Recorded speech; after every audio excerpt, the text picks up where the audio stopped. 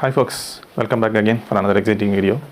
So I'm back from COVID and I thank each and everyone who wished me good health. So as you all know, I own a Kawasaki Ninja 300 for almost 7 years.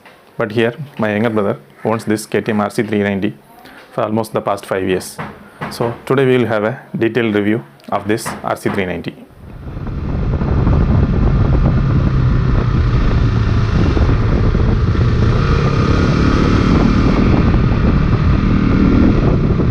This is a 2016 Ktm RC390. It is almost 5 years old and this motorcycle has done almost 53,000 kilometers so far. Yes, this has crossed the 50,000 kilometer mark. I think this is one of the very few Ktm RC390s in India to do the 50,000 kilometer mark. Though it requires a lot of maintenance when compared to the Ninja 300, we have made it to last.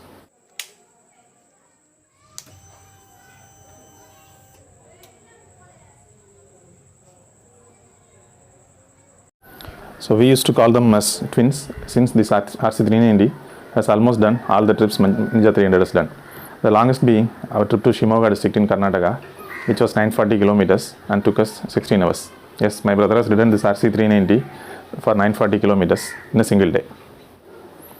So now let me get you into the backstory of how this motorcycle made it to our home.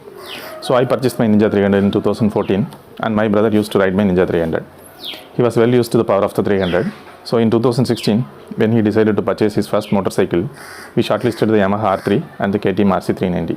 Since he could handle the power of the Ninja 300 very well, I was okay with either the R3 or the Ktm RC390.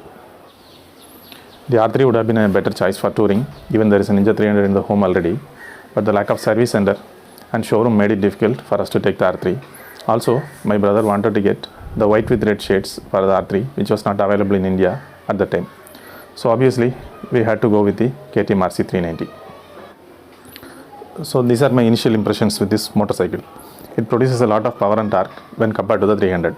This motorcycle produces 43.5 brake horsepower and 35 Newton meters of torque, and it weighs just 166 kilograms.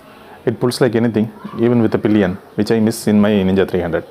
The only place where the Ninja 300 excels is it pulls better past the 140 km/h mark owing to its twin-cylinder engine, and it has a better top speed of 191 km/h, whereas the RC390's top speed is electronically limited to 180 km/h. So over the course of ownership, we have done a lot of modifications in this motorcycle, which I will describe in this video. Before that, let me tell you a few things which I really love about this motorcycle. The first thing is the power of this engine. The engine has brutal power, and past the 5000 RPM, it pulls like hell, which helps a lot in traffic conditions and also while riding in the highway. You can easily cruise on the highways at 120 plus km/h all the day. The next thing which I really love about this motorcycle is the dual projector headlamps. That too at a very affordable price. It illuminates the road so well during night time that we can cruise at triple digits continuously on our highways. That is how good these headlights are. One more thing which I really love about this motorcycle is its looks. KTM deviated from the conventional sport bike look and designed this motorcycle. The exposed trellis frame further adds to the sharp looks of the Ktm RC390. One more thing which I love about this motorcycle is the hardware provided. The motorcycle comes with Metzeler M5 Sportec tires, which has very excellent grip. It is a track tire and KTM was providing it as a standard option in 2016. Also, the instrument cluster gives a lots of options like gear shift indicator, distance to empty, and a lot of other options, that too at an affordable price of 2.45 lakhs. Also, KTM was providing 43 mm upside down forks, which can be found only in superbikes, and ABS as a standard option right from 2013. And in this model, KTM introduced the slipper clutch too for the Ktm RC390. So now let's discuss how well was the ownership. This RC390 has done 53,200 kilometers so far in this 4.5 years of ownership. So it was a roller coaster sort of ownership, a lot of good memories and a lot of trips to the service center. So initially there was a small dent at the front left fork which went unnoticed during the PDI, and the fork was leaking oil from day 2. So we noticed the dent almost a year later, and then we lodged a formal complaint with the showroom and a few trips to the authorized service center, and the fork was replaced under warranty. So after a few services at the authorized service center, we started to service it at my friend's garage where I service my Ninja 300. The company recommended service interval is 7,500 kilometers, whereas we service this motorcycle at 5,000 kilometers interval. Though it's a 373cc engine and it has a lot of power, the thing that really surprises me is how cheap it is to maintain this motorcycle. Each service costs less than 3000 rupees, but it is tend to go upwards if you have to service it at the authorized service center. The parts are very cheap since some of the parts are shared with Bajaj. The chain and sprocket set costs just 2500 rupees, whereas if you look at the Ninja 300, the chain and sprocket set costs 17,000 rupees. The KTM's chain and sprocket lasts for 15,000 kilometers, whereas the Ninjas last twice as much as that. So people used to say the RC390 is suitable only for track riding and it doesn't suit touring. But we have done a lot of touring with this motorcycle.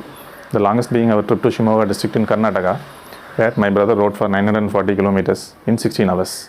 Also, my brother has completed the Saddle Sore Challenge, where he did 800 kilometers in 12 hours. So that literally sums up the touring capacity of the Ktm RC390. So in my Ninja 300 videos, a lot of people used to ask me these questions. Will the KTM's engine last more than 30,000 kilometers? Or is it reliable? Like that sort of question. So the answer to these questions is, yes, you need to do a lot of maintenance and replace parts frequently for the engine to last.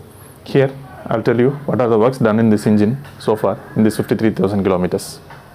At 45,000 kilometers, we replaced the exhaust cam and the timing chain, and it cost less than 2,500 rupees only.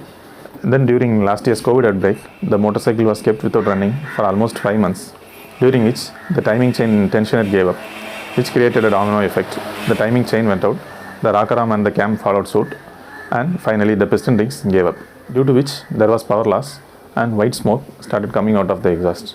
We replaced the piston and the engine block together, which cost around rupees 9,500.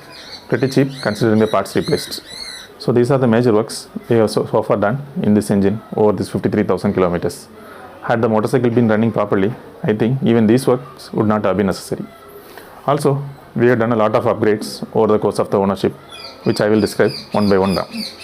First, the motorcycle slow beam has been converted to HID. Here we can see the canvas decoder of this HID kit.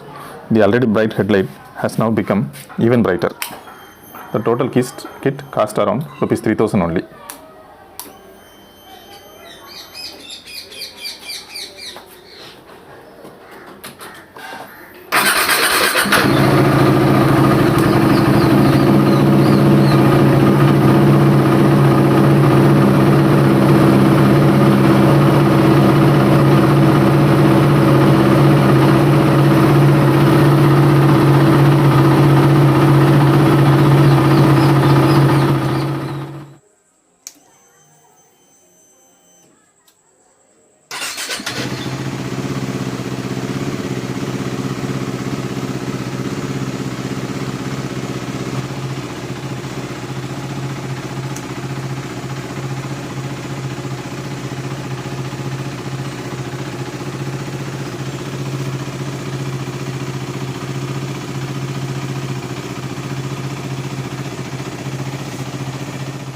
The front visor has been replaced with double bubble visor.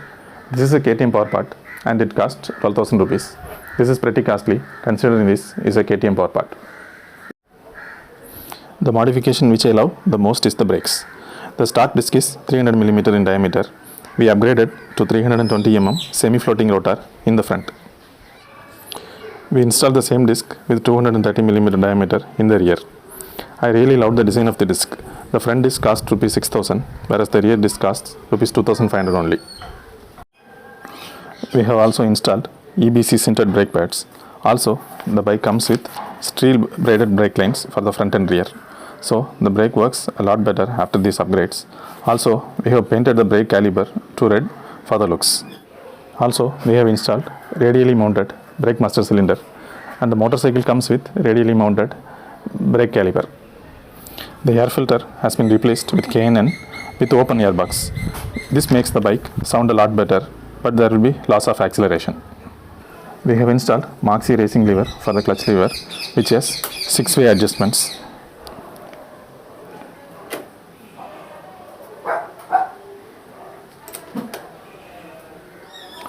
We have replaced the hand grip with Pro Grip 731, which has dual layer gel grip, which reduces vibration.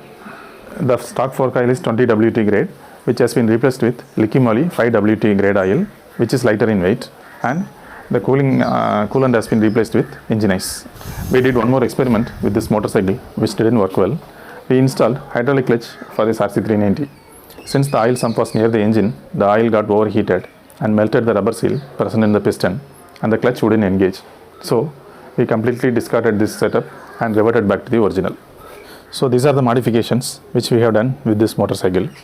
So before finishing, I will discuss about a few things which I really don't like with this motorcycle. The first thing is the vibration. This motorcycle vibrates like anything. That too, after getting used with the Ninja 300, the vibrations in the KTM are something which you cannot bear with. Also, there is vibration noise from the fairings, the windscreen and the battery cover, for which we came up with a simple solution. We have put double-sided tapes on these parts from where this vibration noise is coming from, and it has helped to some extent. So these are the places where we have installed the double-sided tapes, and it helps in containing the vibration to some extent. The second thing which I really hate about this motorcycle is the heat. This motorcycle heats like anything, and once you stop it in a signal, the radiator fan comes on with a lot of noise which creates unwanted attention. So if you have to ride it in traffic, you need to wear proper jeans and shoes, else this motorcycle will roast you alive. Finally, the biggest thing which I hate with this motorcycle is its puny fuel tank. With just 10.5 liters of capacity and a highway mileage of just 30 km per liter, the tank range is almost limited to 300 kilometers. So while touring, you need to do a lot of fuel stops. So before finishing, let me add a few more observations which I have noticed over the course of this ownership. The front suspension setup is pretty hard, and if you are to ride in bad roads, your palms will get sore. Even after a lot of upgrades, the brake lacks initial bite, but the stopping power is there. So initially, when the KTM twins were launched, KTM had the notoriety for being an accident-prone bike. So my parents had some apprehensions for taking delivery of the KTM RC390. But I firmly believed it all depends on the rider and not the motorcycle. So today, even after 5 years, we are very happy to own this motorcycle and we don't have any regrets. With that being said, I think I have discussed as much as I could about this beauty. Also, I have a surprise in store for you. I have upgraded my Ninja 300 and I will not reveal it today, but in the forthcoming days, I will reveal what it is. So stay tuned for the surprise. For any doubt, please feel free to ask in the comment section. For more videos, please subscribe to my channel and click on the bell icon for notifications.